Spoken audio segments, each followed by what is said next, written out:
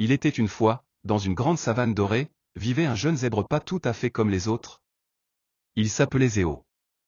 Zéo n'avait aucune rayure. Pas une seule. Tous les animaux de la savane se réunissent pour voir le nouveau-né. Mais quand ils voient Zéo, ils murmurent. Il est bizarre. Où sont ses rayures? La maman de Zéo le regarde tendrement et dit.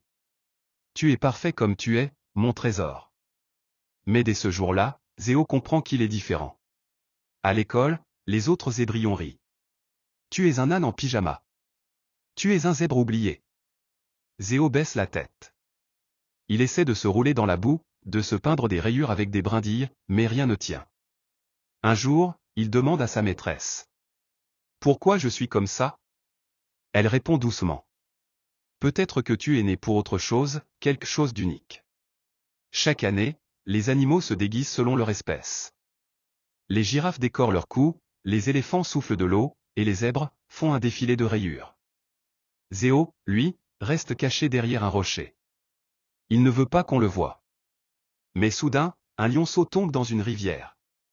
Les animaux paniquent. Sans réfléchir, Zéo court. Il glisse entre les rochers, saute dans l'eau, nage sans peur. Sa peau claire brille au soleil.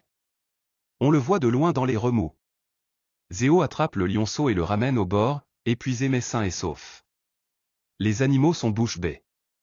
Le roi lion s'approche et dit. Tu l'as sauvé, Zéo. Et grâce à ta couleur claire, nous avons pu te suivre dans l'eau. Depuis ce jour, Zéo n'est plus le zèbre sans rayures. Il est Zéo le brave, celui qui a brillé quand les autres avaient peur. Les jeunes zèbres lui demandent. Comment c'est d'être différent? Et Zéo sourit. C'est difficile, mais c'est aussi ce qui m'a permis de faire ce que personne d'autre n'aurait pu faire. Morale de l'histoire. Être différent, ce n'est pas une faiblesse. C'est souvent un don caché. Qui attend le bon moment pour briller?